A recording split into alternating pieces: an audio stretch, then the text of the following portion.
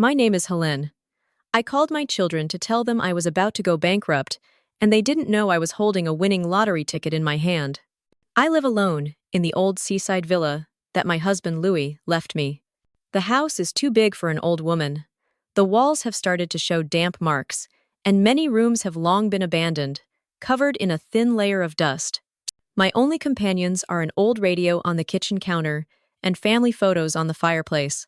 My days pass by identically. In the morning, I make a pot of Earl Grey tea, turn on the radio to listen to the weather forecast, and then sit on the porch to look at the sea.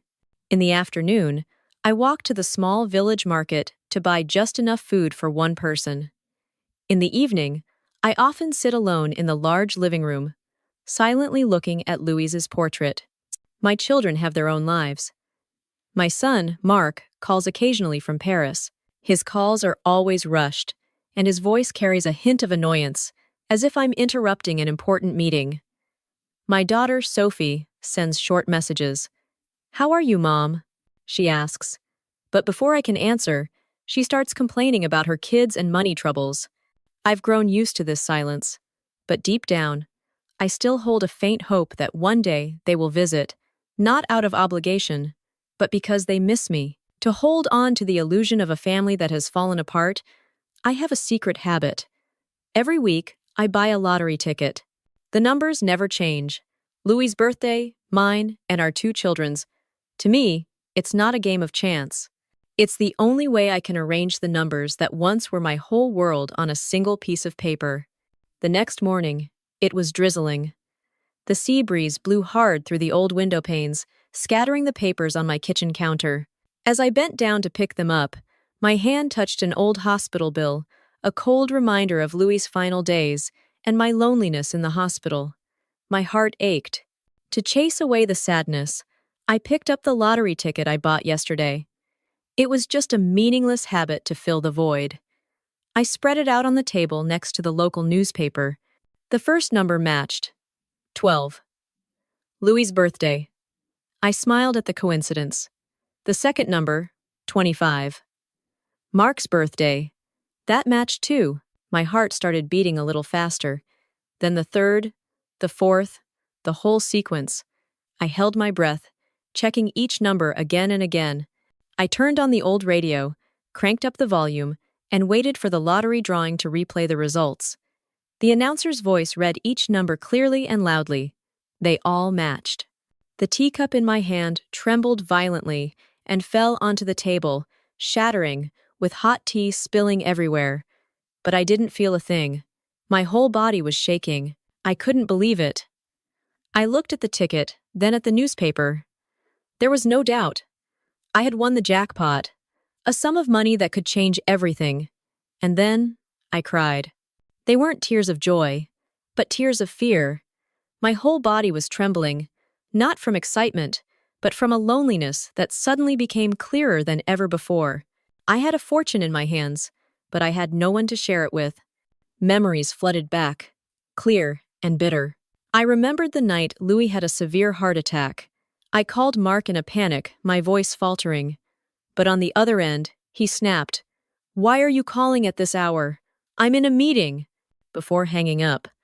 His career was more important than his father's life. That pain, that disrespect, still ached inside me. I remembered the day after the funeral, when Sophie came to visit. She cried and hugged me. I thought that at least I had my affectionate daughter, but when I anxiously mentioned the remaining costs, her expression immediately changed. "I'm having a hard time too, Mom," she said, then quickly changed the subject. Her love seemed to have a price, and I couldn't afford it. I remembered what happened to old Mr. Martin's family at the end of the village. After he passed away, his two sons went to court to fight over the house, severing their brotherly bond.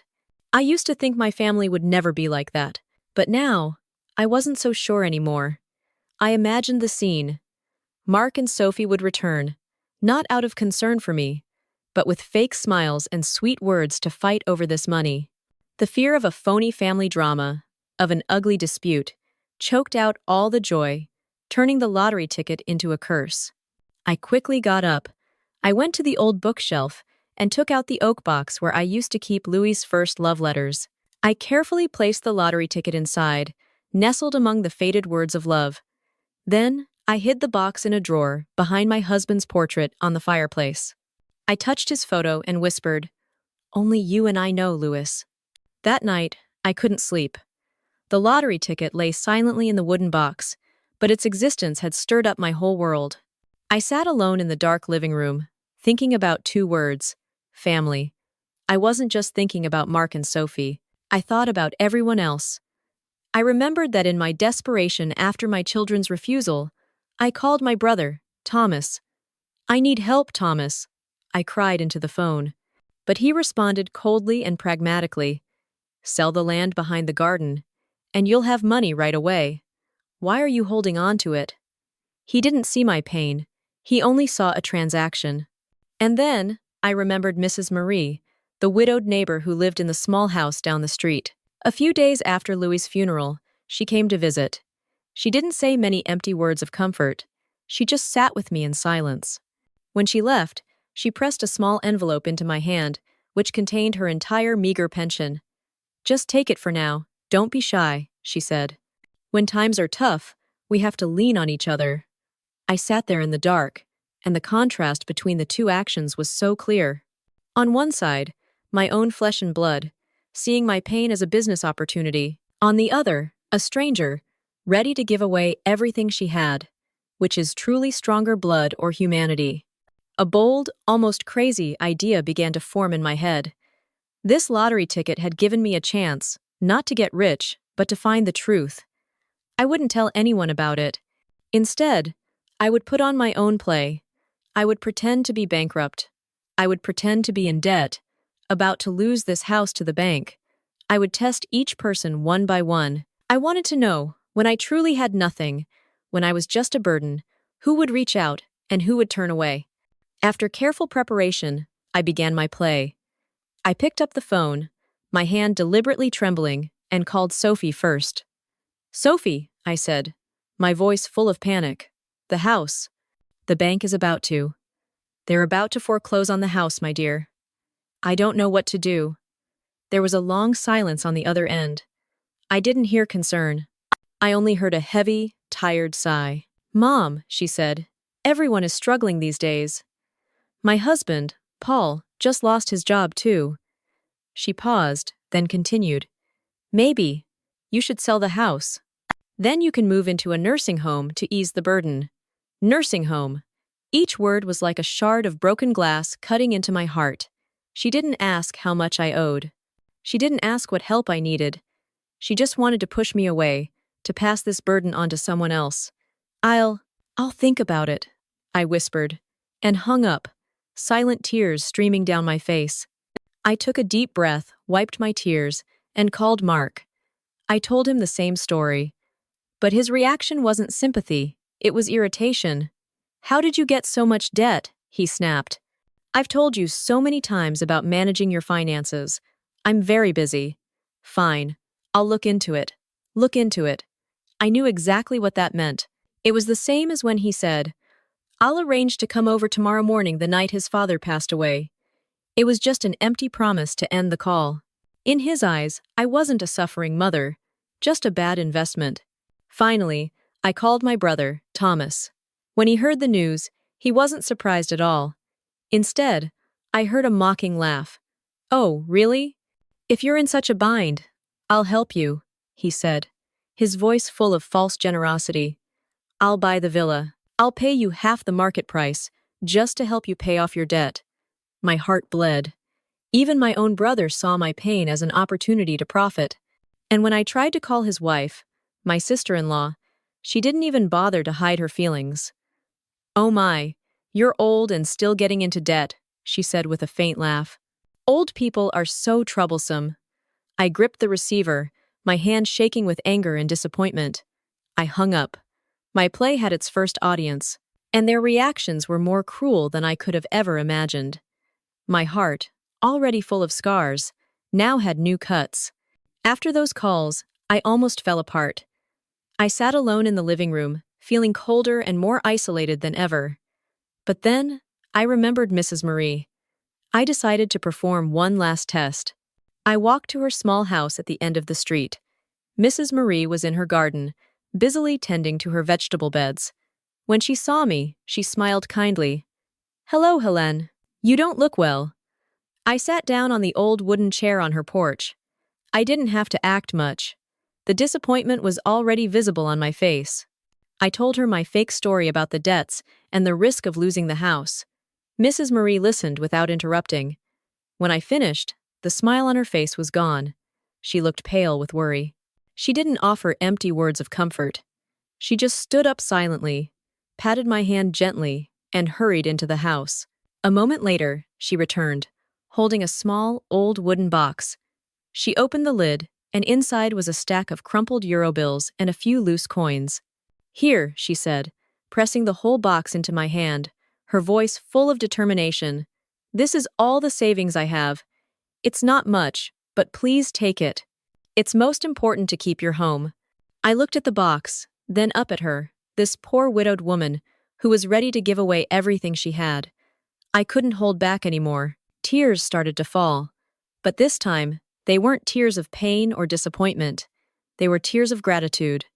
I choked up, unable to speak. And in that moment, I suddenly understood something. Family is not always made of blood.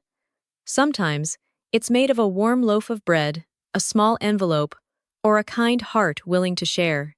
In my heart, Mrs. Marie truly deserved to be called family. That night, I didn't sleep. The storm outside seemed to have subsided, leaving only the sound of the sea wind whistling through the cracks and the steady sound of waves crashing. I sat alone in the library, in the flickering yellow light of an old desk lamp. I opened my diary, an old leather-bound notebook. But tonight, I didn't write down random thoughts. I wrote the truth. My hand trembled as I wrote the first line next to Sophie's name. Each word was like a cut into my heart. "My daughter wants to send me to a nursing home. She sees me as a burden that needs to be moved." Next was Mark. "My son looks down on me, blames me for being weak. In his eyes, I'm just a failed investment." Then Thomas. "My brother sees my pain as an opportunity. He's ready to buy his own sister's house for cheap." And finally, I wrote about Mrs. Marie, my handwriting softer now. A neighbor, a stranger, who gave everything she had. I reread those lines. The pain was still there, aching, but mixed with it was a chilling clarity. My play was over, and it had shown me everyone's true colors. The people I gave birth to, raised, those who shared my blood, they no longer saw me as family. The next morning, I made my decision. Without a moment's hesitation, I drove into town to the small office of Mr. Martin, the old lawyer who had handled all my family's affairs for years. I sat across from him in the cold room, filled with stacks of files. I didn't tell him about my play. I just stated my request with finality. "Mr. Martin," I said, my voice calm, "I want to rewrite my will." He seemed surprised, but didn't ask anything else. He got out the necessary papers. Under his guidance, a new will was drafted. I read each line. It was clear and unchangeable. All of my assets, this villa, my savings, and the enormous lottery prize sitting quietly in the wooden box, all would be left to one person. Mrs. Marie Dubois, my neighbor. My blood relatives, Mark, Sophie, and Thomas, would not receive a single cent. I took the pen, and with a hand that no longer trembled, I signed my name at the bottom of the page. When I put the pen down, I let out a long breath, a breath that I felt I had been holding for so many years. My heart felt strangely relieved, as if I had just cast off an invisible burden. The play was over, the decision had been made. Now it was time to prepare to face the coming storm. A few days later, I sent out short messages. "Come to the house on Saturday night," I wrote. "Mom, sister needs to discuss the future of the villa." The 2 words, the villa, were the perfect bait. And they took it. On Saturday night, they all showed up. Mark, in a tidy shirt, looked impatient. Sophie pretended to be worried, asking about my health, but her eyes constantly darted around, scanning from one antique to another. Thomas was cheerful, carrying a leather briefcase. I invited them to sit around the dining table in the living room. The atmosphere was stifling, filled with calculation. My heart turned cold. Was this my family? A flock of vultures waiting. Mark was the first to speak. Mom, he said, why don't you just sign the house over to me? I'll take good care of it, for our family. For our family? Or for yourself? I thought. Before I could answer, Sophie's eyes welled up with tears. No, brother. Mom, you should sell the house and move in with my husband and me. I'll take care of you. Take care, or monitor the rest of my assets. Nonsense, Thomas snapped, placing his leather briefcase on the table. Here, he pulled out a pre-drafted contract. I already said it. I'll buy it for the most reasonable price. They began to argue, each with their own reasoning, but all revolving around a single goal: how to seize this house. I just sat silently at the head of the table, observing. I looked at my pragmatic son, my fake daughter, and my greedy brother. The pain inside me was gone. It had turned into disgust. A disgust for my own blood. Their play had reached its conclusion. This house belongs to me, Mark growled. No, Mom will live with me, Sophie cried. Both of you be quiet. Here's the contract. Thomas slapped his hand on the table. In the middle of their argument, I slowly stood up. Sudden silence fell over the room. All eyes were on me, waiting for a verdict, waiting to see who I would choose, to whom I would give this prize. I looked at each of their faces, Mark's impatient face, Sophie's fake tear-stained face, Thomas's greedy face. I no longer saw my children or my brother. I only saw strangers. You people, I began, my voice no longer trembling, but firm and cold. You think I'm poor. You see me as a burden to be dealt with. I paused, letting the words sink into the air. But the truth is, I said, I won the lottery. A huge fortune. Enough money for you to live in luxury for the rest of your lives. The air in the room seemed to freeze. The arguing stopped completely. The three of them sat there, stunned, mouths agape, eyes wide in disbelief. Their play had ended, and now, another play, even worse, was about to begin. After a few seconds of silence, Mark was the first to react. His impatient expression vanished, replaced by a forced, apologetic smile. Mom, he said, his voice suddenly becoming gentle. We were just worried about you. We didn't mean anything else. Sophie burst into tears, this time seeming more real. Mom, forgive me, I was wrong. I was just so desperate that I had those crazy thoughts. Thomas stammered, trying to snatch the contract back from the table. Sister, you're joking, right? Congratulations. That's such good news. Their acting was ridiculous. I looked at them without any emotion. It's too late, I said, my voice icy. I walked to the drawer and took out a carefully sealed stack of papers. The new will. I held it up for all of them to see. All of my assets, I declared. This villa and the lottery prize will be left to the only person who reached out to help me when I was at my lowest. I paused, looking at their faces, which were now pale with fear. Everything will belong to Mrs. Marie. The whole room seemed to collapse. The neighbor? Sophie screamed, no longer crying. You're crazy! You can't do that! That's right! It's family property! Mark roared, returning to his true self. They started yelling, arguing, and blaming each other. But it was all for nothing. The decision had been made. The game was over, and they had lost. I didn't say another word. I left their screams, arguments, and fake pleas behind. I turned and walked slowly out onto the porch. The glass door closed, separating me from the chaos inside.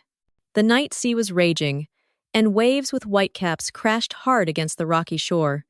The wind blew on my face, rustling through my gray hair. The salty smell of the sea filled the air.